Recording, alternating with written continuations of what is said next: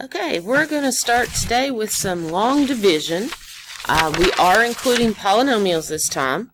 So if you'll turn to what I believe is the 4th sheet of paper in your note guide, and it's labeled polynomial division at the top. We talked in class in openers about what the dividend, divisor, those two pieces are. So the first number is always your dividend. We're going to be doing example 1 together. All right, and the dividend, which goes inside the division bar, is x cubed minus x squared plus 2x plus 1. The divisor, which comes after the division sign but goes in front here, is going to be x minus 3. All right. In order to do this, you're doing the same thing you were doing with long division with numbers, except you only focus on the first term and the first term. I want to multiply this x by something to make it be an x cubed. Well, x times x squared gives me an x cubed. So then I distribute that x squared to both terms of the divisor, and that product goes down here. So x times x squared is x cubed. X squared times negative 3 is a negative 3x squared. At that point, we're going to subtract. So for subtraction, we're going to change our signs on both terms, and then we proceed.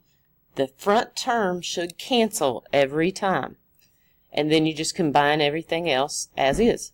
So negative 1x squared plus 3x squared gives me 2x squared. Bring down the rest of that polynomial. So 2x plus 1 also comes down. After you do that, you turn around and do it all again. That's the algorithm. You're just always focusing on the first term.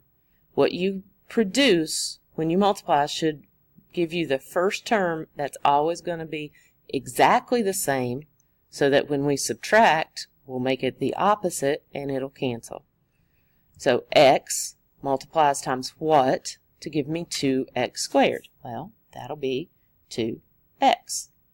The 2x will distribute, and that gives me 2x squared minus 6x. Again, the process is you subtract, so we're changing both signs, multiplying everything on the bottom row by a negative. Those cancel. So now I have a positive 2x and a positive 6x, so I get 8x plus 1, bringing down my 1. Then, one more time, what do I multiply x by in order to get 8x? Well, that would be an 8, and 8 times x is 8x. 8 times negative 3 is a negative 24. Again, we're subtracting, so changing both signs. Those cancel, and that results in 25. So our answer is going to be x squared plus 2x plus 8, all of that quotient on top, and we add the remainder of 25 over the divisor. So we can say that the dividend is equal to all of that. All right? That is our final answer. You'll notice in your notes underneath, grab that, here's example 1, right? Underneath that we have the division algorithm, which simply says it's anything divided by another polynomial results in the polynomial is equal to the divisor times the quotient plus the remainder. Not the remainder over the divisor, but just plus the remainder. So an easy way of checking that, I've got that done already for us for this problem number 1. Here's your dividend. It's equal to the divisor times the quotient that we got. That all multiplies out, and then you add in your remainder. So when we distribute x minus 3 to the x squared plus 2x plus 8, all of that multiplies out. I just went ahead and brought my 25 down in those two pieces that I was combining. and combine like terms. In which case, this is the same as the dividend. So I know that it's correct. Okay? You guys take a second, try example 2 on your own, and obviously my answer is sitting here for you. But see, stop the camera for a second, see if you can do number 2. All right? And I've got a couple more we're going to do. So after you try those, come back and we're going to look on the next page. Okay, thanks. Hopefully number 2 worked out for you. If not, be sure and ask about it in class tomorrow. Looking at the back page, we're going to do examples 6 and 7. All right, because each of those do something a little unique, and we want just to make sure that you can tackle each of those. Example 6, your dividend is that x cubed minus 2x squared. There is no x term, so I'm going to add in a 0x. It's really just a space holder, but I'm pointing out to myself as I go through the process there are no x's in the dividend. In the divisor, we've got a negative 2 x squared plus 3x plus 2. All right? We're going through that process exactly the same. What do I multiply negative 2 x squared by in order to get an x cubed? All right, you're going to have to think on that one a little bit. It is going to be an x. I do need another x, but what do I multiply negative 2 by in order to get 1? Negative 2 times something gives me 1. Well, think about the process. If I were solving this, I could multiply by the reciprocal, or I could just divide by negative 2, divide by negative 2. So my something that I'm looking for is equal to a negative 1/2. So I'm going to have a negative 1/2 x that I'm going to have to distribute to all 3 terms of my divisor. That will give me a positive 1, x cubed. This time that's going to give me a negative 3/2 x squared, and that will give me a negative 1x. Alright, when I do that again, we're subtracting, so change those signs. Think that each time. Once you multiply, don't try to do it all at once, you will confuse yourself. Multiply through, get the correct signs, and then change the signs for the subtraction. So those cancel. This is negative 2 plus 1/2. So that's a negative 1/2 x squared.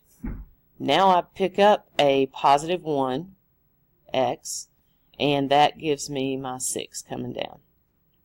Alright, so again I'm thinking to myself, negative 2 is going to multiply times what to give me, what do I need? A negative 1/2. Well, I'm going to multiply this by the reciprocal since I've got a fraction over here. So that would be negative 1 over 2 times negative 1 over 2, because that will give me a positive 1 with my whatever I'm multiplying by, and that results in a positive 1/4. So up top, I get plus positive 1/4, and that's what I'm going to multiply by each time. So 1/4 times negative 2 is a negative 2 over 4, or a negative 1/2, and I've already got the x squared. 1/4 times 3 is just going to be 3/4, and I keep my x, and 1/4 times 2 is 2/4, or 1/2, and that one's positive. Alright, so again, changing those signs, so that becomes a negative, that becomes a negative. This one's positive. Go through, front term cancels. As always, it needs to cancel each time. This is 1 minus 3/4, so I get 1/4 x. This is 6 minus 1/2, so if you wanted to write that as 5 and 1/2, that would be acceptable. As long as this exponent is less than the highest exponent in your divisor, you are done. So I can say this is plus 1/4 x plus 5.5. And no, that's really not pretty mathematically. We'll talk down the road about how you would get rid of the fractions and such, but for now, that's an okay answer. Again, I can multiply my quotient times my divisor, and then add in this remainder to check myself. Not going to do it on this one. Alright, and then example 7.